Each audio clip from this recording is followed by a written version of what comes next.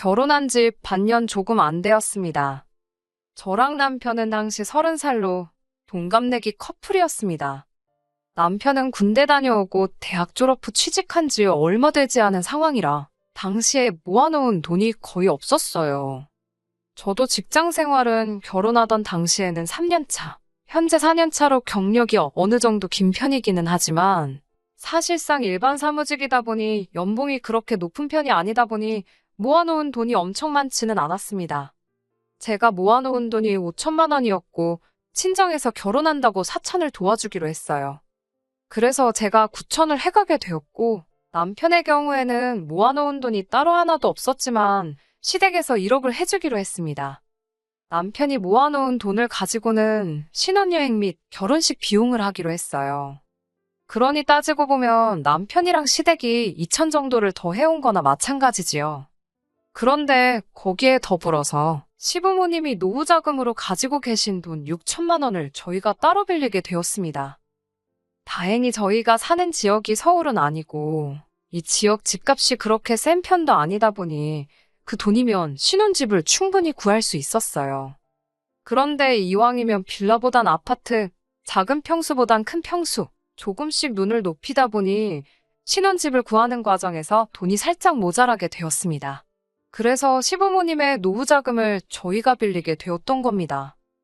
사실 신혼부부를 위한 대출 제도도 잘 되어 있고 대출 금리도 좋은 편이라서 그쪽을 알아보고 있었습니다. 어차피 결혼하자마자 아이를 가질 계획도 없었고 한동안 맞벌이 생활을 유지하려고 했기에 6천 정도 대출을 받는 게 저희 재정적으로 큰 부담이 되는 편은 아니었지요. 그런데 시부모님께서 저희가 대출을 알아보고 있다는 사실을 알게 되셨고, 그러면 은행보다 이자를 더 싸게 빌려줄 테니 괜히 이자랍시고 은행 배불려주는 일 하지 말고 두 분 노후자금을 쓰라고 하셨어요. 저는 사실 내키지 않았습니다. 어떤 경우로든 가족끼리 돈으로 얽히고 싶지 않았어요. 저희가 빌려주는 상황이 아니고 빌리는 상황이었지만 제 입장에서는 그거나 똑같은 거라 생각했어요. 그런데 남편은 돈 한 푼이 아쉬운 상황에 절약을 할 수 있는 상황인데 뭐하러 거절을 하느냐 하면서 그냥 시부모님 돈을 빌려다 쓰자고 하는 겁니다. 이자를 은행보다 싸게 해주신다고 했지만 막상 돈을 빌리고 나니 은행에서 대출을 받을 때보다 0.2% 싸게 해주시는 거였어요. 대충 계산해보면 한 달에 7천 원 정도 되는 돈을 아끼게 된 거나 마찬가지입니다. 60개월 뒤에 갚기로 했는데 땅 파서 40만 원 안 나온다는 건 알지만 5년 동안 40만 원 아끼자고 은행에서 빌릴 수 있는 돈을 시부모님한테 빌리는 상황이 저는 석연치 않았습니다. 아니나 다를까 안 좋은 예감은 틀린 말이 없다더니 결국 이걸 문제로 이야기가 나오게 되었습니다. 시댁이나 친정이나 저희 신혼집에서 그렇게 멀지 않은 곳에 있습니다. 처음에 신혼여행 다녀와서는 당연히 친정과 시댁 둘 다 다녀오게 되었습니다. 맞벌이 부부다 보니까 둘이서 다 같이 쉬는 날은 주말 이틀밖에 없어요. 퇴근 후에도 시간이 있기는 하지만 보통 두 사람 다 일하느라 피곤해서 퇴근하고 나서는 보통 집에만 있지 활동적으로 어딜 다니거나 하지는 않는 편입니다.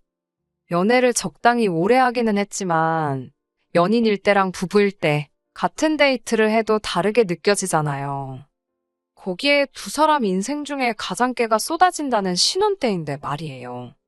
그런데 쉬는 날이 되면 남편은 꼭 쉬는 날 중 하루는 시댁에서 시간을 보내고 왔으면 하더라고요. 집에서 가까운 편이니 평소에 못 찾아뵐 거리도 아니고 엄마 손맛이 그리우면 평일 저녁에 가서 저녁을 먹고 와도 되는데 꼭 쉬는 날만 되면 시댁에 그렇게 가고 싶어 안달이 납니다. 그렇다고 또 친정에 가는 걸 좋아하는 건 아니에요. 신혼여행 다녀오고 얼마 뒤부터 시댁에 거의 매주마다 가자는 식으로 나오기 시작했는데 처음에는 저도 별말 없이 잘 따라갔습니다. 시어머니가 우리 어떻게 지내는지 궁금하시대. 얼굴 보고 싶으시대라는 이유를 대면서 시댁에 가려고 하는데 그 말을 듣고 며느리인 제가 시댁에 가기 싫다 어떻게 말을 하겠어요. 그래서 처음에는 남편이 가자고 하면 그냥 별말 하지 않고 따라가게 되었습니다. 그런데 그렇게 한두 번 따라갔더니 그 후에는 그냥 이유도 없이 쉬는 날만 되면 시댁에 가는 게 일상이 돼버리더라고요. 시어머니도 처음 몇 번은 어디 가서 악덕 시어머니라고 말 나온다고 하면서 저보고 남편 옆에 붙어서 편히 쉬라고 하셨어요. 편히 쉬라고 해도 어찌 제가 시댁에서 편히 쉬어지겠습니까? 남편한테야 원래 결혼 전까지 지가 살던 지네 집이었으니 내 집인 것 마냥 두 다리 쭉 뻗고 소파에 기대서 앉아있거나 아예 소파에 벌렁 드러누워서 콧노래를 흥얼거리거나 하지만 편하게 있으라는데 그 자리에 앉아있는 제 마음이 얼마나 무거울지는 아실 분들은 아마 다 아실 거라 생각해요. 거기에 진짜 제가 아무것도 안 하고 있으면 시어머니가 저를 불러서는 이거 한 번만 도와줘라 하고 부르고 그거 해놓고 다시 쪼르르 거실로 가면 적어도 한 번 도와줘라 하시면서 결국 저한테는 겉으로는 쉬라고 하시지만 그 잠깐 사이에도 수많은 일을 시키세요. 며느리가 시댁에서 일하는 게 당연하다. 어른이 일하는데 어떻게 앉아서 쉴 생각만 하느냐 생각하시는 분들이 계신다면 어쩔 수 없지만 저 같은 경우에는 생각이 조금 다르거든요. 남편이 먼저 나서서 같이 도와줬다면, 남편도 똑같이 일을 하고 있었다면 아마 저도 기분 좋게 불평불만 없이 같이 도와드릴 수 있었을 거예요. 그런데 지는 무슨 손이 없는 건지 발이 없는 건지 시댁에만 가면 자기 마실 물조차도 제가 떠다 줘야 했습니다. 한 번은 너가 떠다 마시라고 했더니 시어머니가 물 떠주는 게 뭐가 어렵냐면서 눈치를 주시고 아이고 다리야 하면서 무릎을 붙잡으시며 남편한테 기어이 물 한 컵을 떠서 가져다 주더라고요. 그래서 그 이후부터는 그런 눈치도 보고 싶지 않아서 제가 몇 번 떠다 줬고요. 남편이 그 모양이니 솔직히 그냥 도와드려도 될 법한 일들도 그렇게 기분 좋게 할 수 있던 상황이 아니었습니다. 일하는 것뿐만이 아니지요. 새삼스럽겠지만 시댁 가서 저희가 뭐하고 오겠어요. 재롱잔치 하러 가는 건 아닐 테고 결국 식사를 같이 해야 해요. 나가서 사 먹으면 당연히 계산은 저희가 합니다. 그게 아깝다거나 생각한 적은 없었어요. 밖에 나가서 먹으면 차라리 마음은 편합니다. 그런데 시어머니가 식사를 준비해 주실 때가 있어요. 그때도 편하게 쉬라고 하긴 하지만 양념 정도만 직접 하시지 사실상 음식은 제가 다 하는 거나 마찬가지입니다. 그 고생하고 나서 식사 준비를 해놓으면 어김없이 제일 맛있거나 제일 비싼 반찬은 제가 앉은 자리에서 최대한 멀리 떨어져 있지요. 밥상이 무슨 임금님 수라상도 아니고 솔직히 팔을 쭉 뻗으면 못 먹을 것도 없어요. 저한테서 위치를 멀게 하면 멀게 할수록 저는 더욱더 아랑곳하지 않고 팔을 최대한 뻗어서 집어옵니다. 아니면 남편 시켜서 저게 나한테 너무 멀리 있네 하면서 제 밥 위에 올려놓게 만들어요. 그러면 시어머니가 예를 들면 그날 LA 갈비를 해주셨다면 요즘 갈비값이 어쩌네 저쩌네 하면서 재료값 이야기를 그렇게 하십니다. 그러고 나서 주변에 있는 다른 반찬들을 제 밥 위로 집어주면서 이것도 맛있으니 먹어봐라, 저것도 맛있으니 먹어봐라 하면서 최대한 제가 LA 갈비를 못 먹게 그렇게 노력을 하세요. 어머님 딴에는 최대한 티 안 나게 잘해주는 척 명연기를 하고 있다고 생각하실 테지만 솔직히 제 입장에서는 그 의도나 속셈이 뻔히 보입니다. 그래서 저도 어머님이 제 밥 위로 다른 싸구려 반찬들 올려주시면 저는 이거 싫어해요. 저거 싫어해요 하면서 남편 밥 위로 올려주고 아랑곳하지 않고 갈비 집어먹고 그랬지요. 그런다고 해서 다음번에 바뀌는 게 있는 건 아니지만 적어도 집에 가서 소갈이는 안 하려고 그 정도 노력은 하고 있어요.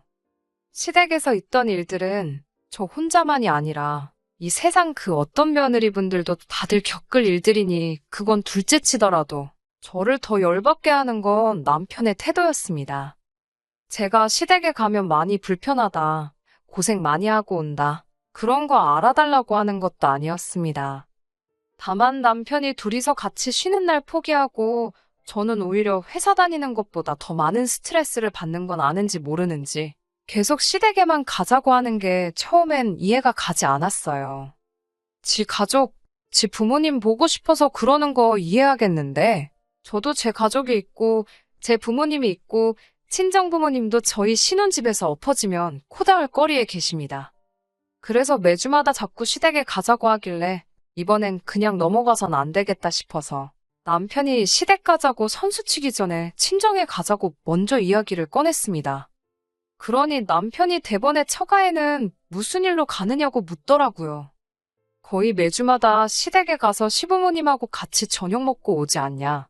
나도 오랜만에 친정 부모님하고 같이 식사를 하고 싶으니 이번 주는 시댁 말고 친정에 가자. 이렇게 이야기를 했어요.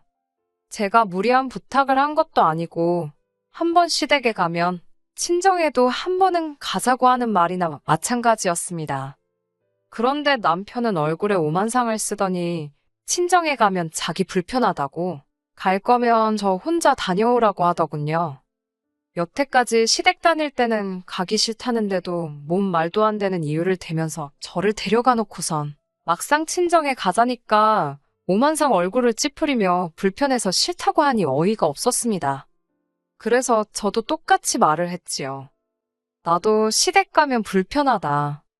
너가 친정 가는 게 불편해서 나 혼자 다녀오라고 하는 거면 무슨 말 하는 건지 잘 알겠고, 나도 시댁에 가면 불편하니 앞으로 시댁 갈 일 있으면 너 혼자 다녀오라.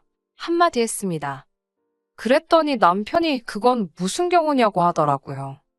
경우는 무슨 경우냐고, 내로남불도 아니고 내가 시댁 따라가는 건 군말 없이 바늘에 실 가듯 따라가야 하는 거고, 너가 친정 갈 때는 너 기분 따라 가고 말고 정하는 게 말이나 되냐고, 불공평한 거 아니냐고 했습니다.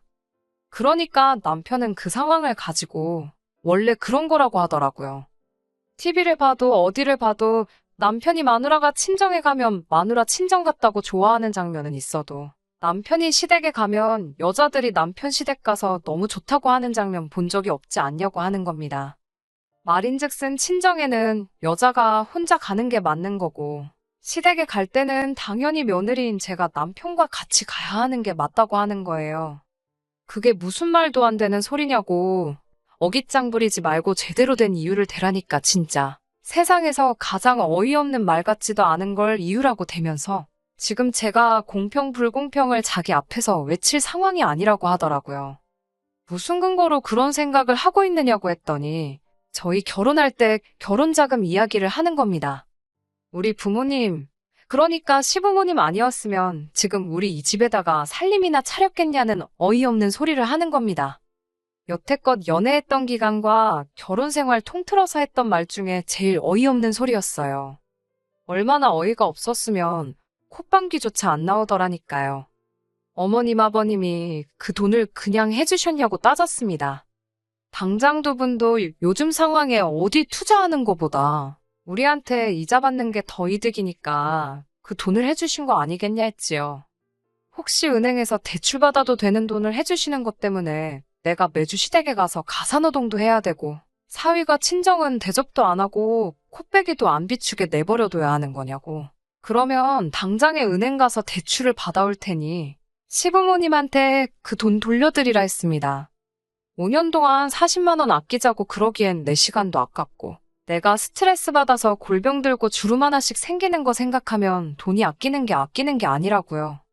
5년 동안 내가 한 달에 10,000원씩 해서 시부모님한테 돈 따로 보내줄 테니까 앞으로 나는 시댁에서 시어머니 일하는 거 도와주고 그러기는커녕 그냥 앞으로 시댁의 발길을 따로 안 하겠다 했습니다. 그리고 다시 한번 당장에 은행부터 가서 일주일 내로 시부모님하고 금전관계 청산해 놓으라고 했어요. 사실 여기서 남편이 조금 수그리고 들어왔으면 그냥 사소한 부부싸움 한 고로 치고 그냥 넘어갔을 거예요.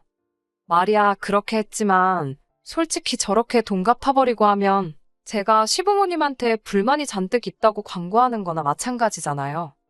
사실상 싸우게 된 이유도 제가 시댁에 가는 게 싫다는 게 아니라 시댁에만 너무 신경 쓰지 말고 시댁만 가지 말고 처가도 같이 가자. 친정부모님도 시부모 챙기듯 신경 좀 써달라. 이것 때문에 발생한 거나 마찬가지니까요.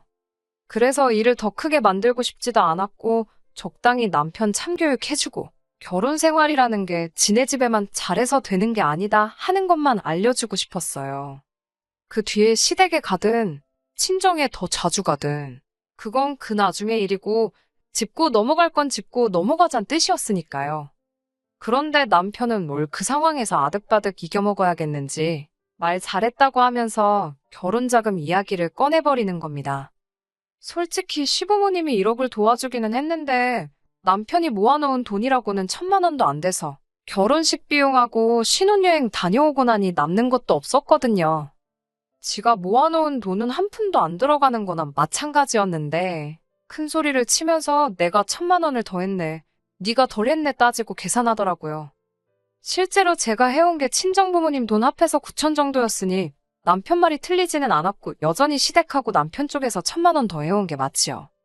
방금 전까지는 시댁에서 빌린 돈도 해온 거라고 우겼지만 그걸 빼고서라도 여전히 자기 쪽에서 해온 돈이 더 많으니 제가 시댁 눈치를 봐야 한다고 끝까지 지 고집을 부리면서 한마디를 안 지려고 하더라고요.